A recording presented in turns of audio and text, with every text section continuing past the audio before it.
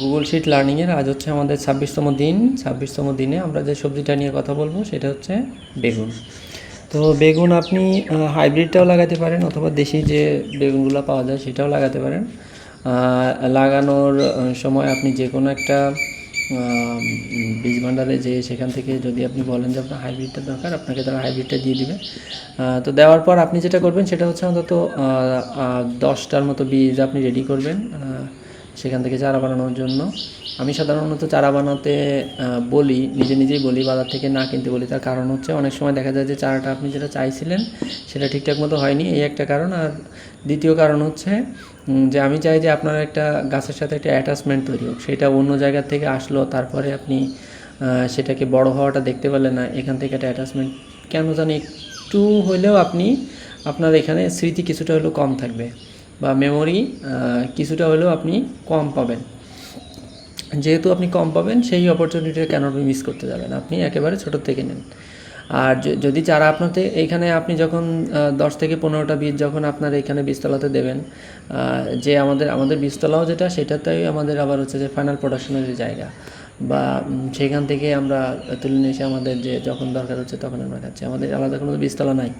তো সেইখানে যখন আপনি দিবেন তখন তো সেখানে আর 3টা চারা দিবেন না, 3টা বীজ দিবেন না, আপনি দিবেন হয়তো 10-12টা বীজ দিবেন। তো 10-12টা বীজ দেওয়ার পরে যে বাকি হয়তো 2-3টা আপনি রেখে দিলেন, 2টা বা ম্যাক্সিমাম 3টা। আর বাকি যেগুলো হলো সেইগুলো আপনি আপনার যারা ফ্যামিলির ভিতরে অন্যান্য প্রত্যেকের জন্য আমি যেটা বলছি যে গাছ লাগানোর, সবজি চাষ করার মতো একটা জায়গা করে দিবেন, সেইখানে তাদেরকে আপনি দিয়ে দিতে পারেন। অথবা আপনার কোনো পরিচিত কোনো ফ্রেন্ড বা আপনার কলিগ যারে ভালো লাগে তারে আপনি অন্যান্য চারা থেকে শুরু করে যে কোনো ধরনের সবজির চারা তাকে আপনি গিফট হিসাবে দিতে পারেন। যাই হোক, চলেন তাহলে আমরা শুরু করি। আমাদের যে শেখার যে জায়গাটা সেটা আমাদের যে মাদার শিটে চলে যাই। মাদার শিটে যাওয়ার পর আমরা এটা ওপেন করলাম। ওপেন করার পর আমরা দেখছি যে গুগল ডিটেক্ট ল্যাঙ্গুয়েজ দিয়ে আমরা আসলে ল্যাঙ্গুয়েজটাকে ডিটেক্ট করতে পারি। যেমন এটা হচ্ছে কোরিয়ান ল্যাঙ্গুয়েজ, এটা আমি কিন্তু পড়ে না বুঝলাম, আমি বুঝতেছি এটা কোরিয়ান ল্যাঙ্গুয়েজ। এবং সেটা কী করছে, লাল শাককে ট্রান্সলেট করে এখানে নিয়ে গেছে, গিমা কলমিকে ট্রান্সলেট করে এখানে নিয়ে গেছে। তো এখন আমরা যেটা করব সেটা হচ্ছে, সরি এখানে লিখে দিই আমরা কুমড়া।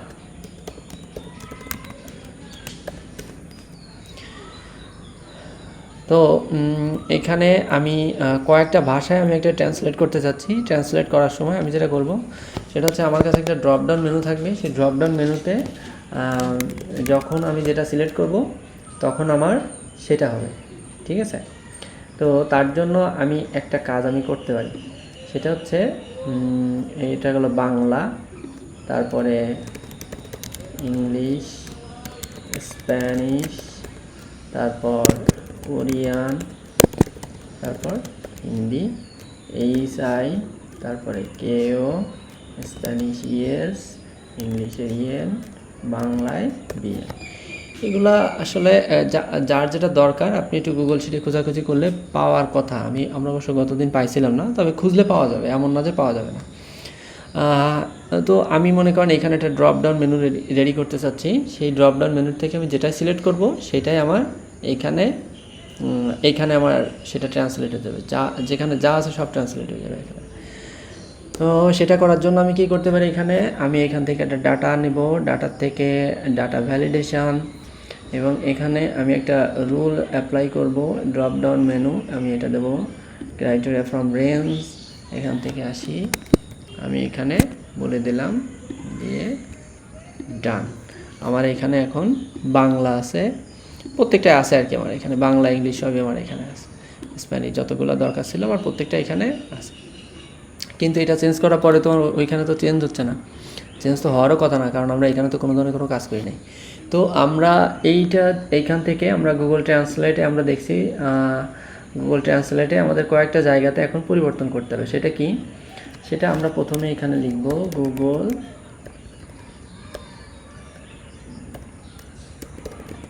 Google translate. আচ্ছা, টেক্সট আসলে কোনটা? টেক্সট আসলে কিন্তু এইটা। আচ্ছা, নিলাম এটা। এবার সোর্স ল্যাঙ্গুয়েজ কোনটা?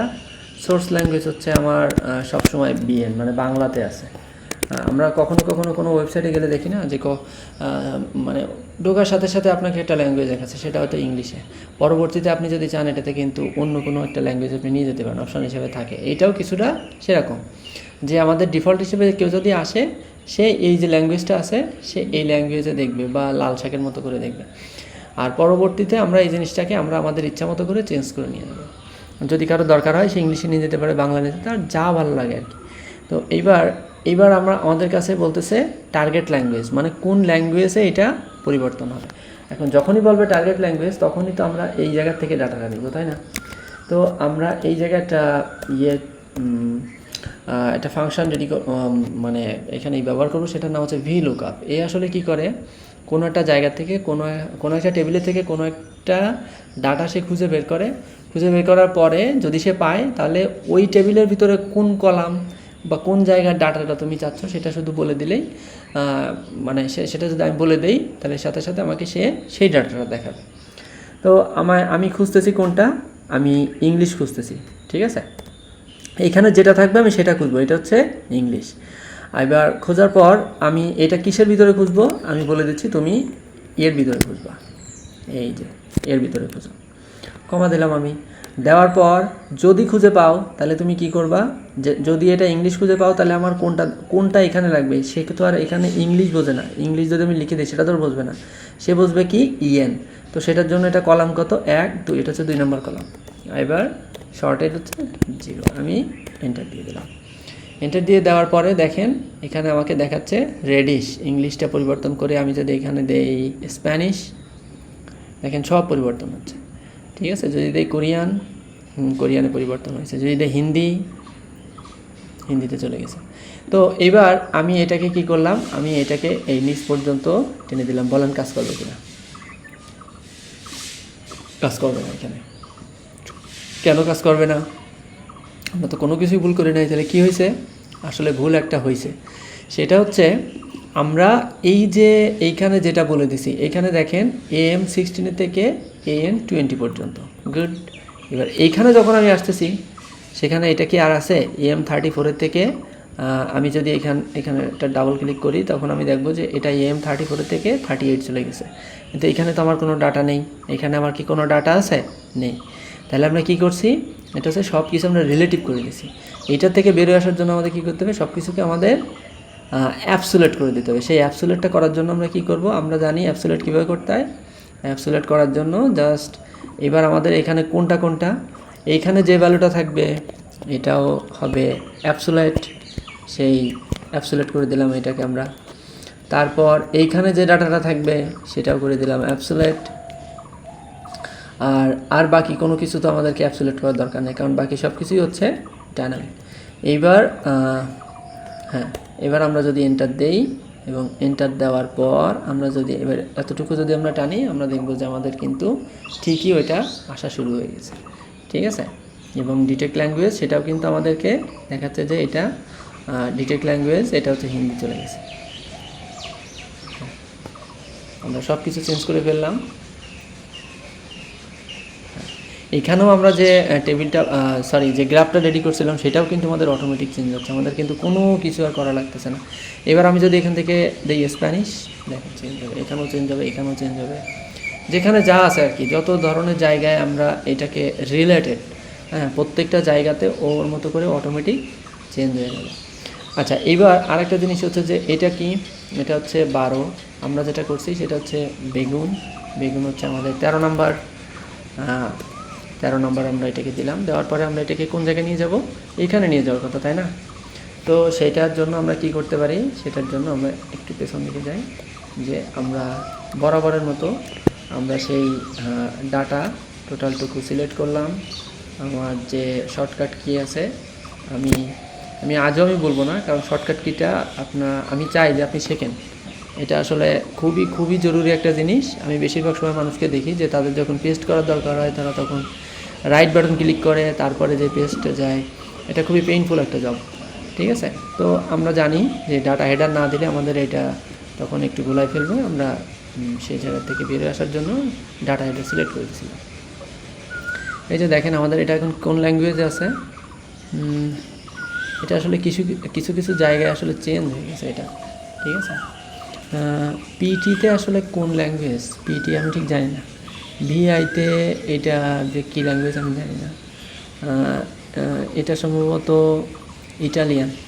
আচ্ছা, আমি যদি এখানে দেই ইটালিয়ান, আমি এখানে অ্যাড করে দিলাম ইটালিয়ান। দেওয়ার সাথে সাথে আমি যদি এখানে দেই ইট, আমি এটা দিলাম ইটালিয়ানের, আমি ধরে নিলাম এটা ইটালিয়ান। তো এবার আমি যদি এটাকে এখন ইটালিয়ান, আমি কি এর ভিতরে পাবো? ইটালিয়ান কিন্তু আমি এর ভিতরে পাইনি।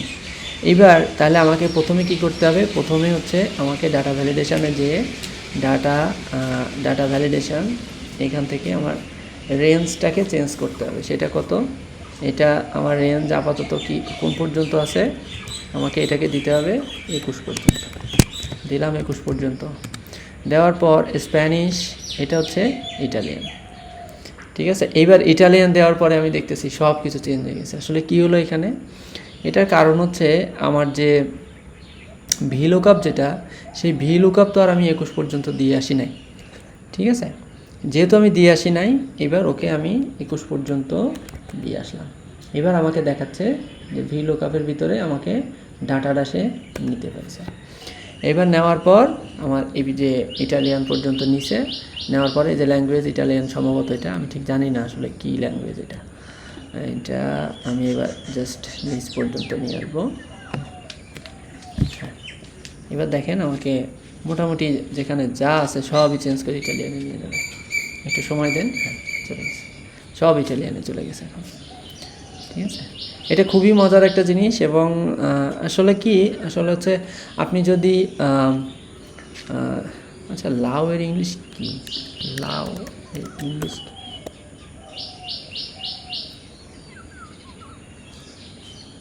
লাউ বানানো তো এটাই, লাউ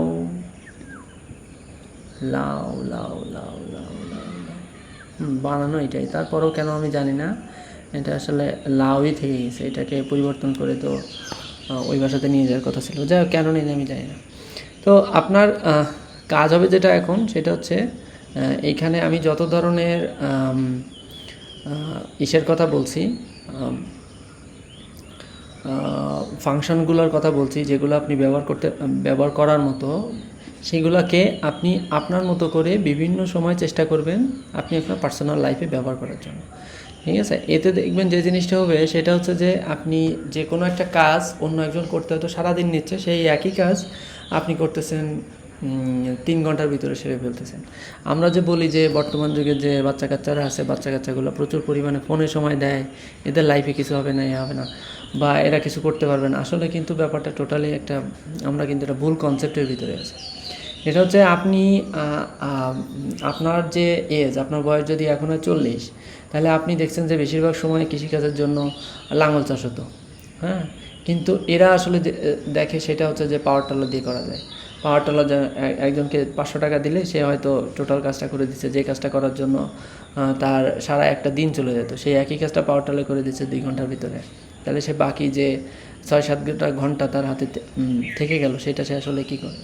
তো এরা যদি এই যে নতুন যে জেনারেশন, এরা যদি ঠিকঠাক মতো সময়ের ব্যবহারটা করতে পারে, তাহলে সে আপনার থেকে অন্তত মানে কয়েক গুণ বেশি পরিমাণে আউটপুট দিতে পারবে, এটা স্বাভাবিক। কিন্তু সে নতুন জেনারেশন যেটা চিন্তা করে সেটা হচ্ছে যে আমার যারা পূর্বের জেনারেশন ছিল, তারা 40 মণ ধান বানাতো, ধান উৎপাদন করতো, আমিও তো অল্প খেটে 40 মণ ধান উৎপাদন করতো, সে এখানে থেমে গেছে। আপনি তাকে মোটিভেট করতে পারেন এটা দিয়ে যে তুমি যদি আরেকটু কষ্ট করো, তাহলে কিন্তু তুমি এর থেকেও বেশি পরিমাণে আউটপুটটা দিতে পারো, হ্যাঁ। কিন্তু এইভাবে তাকে ডিমোটিভেট করার সুযোগ নেই যে তোমাকে দিয়ে কিছু হবে না। 100% তাকে দিয়ে হবে, এবং সে আপনার থেকেও অল্প সময় নিয়ে হলেও সে আপনার থেকে বেশি পরিমাণে আউটপুট দিয়ে ফেলতে পারে।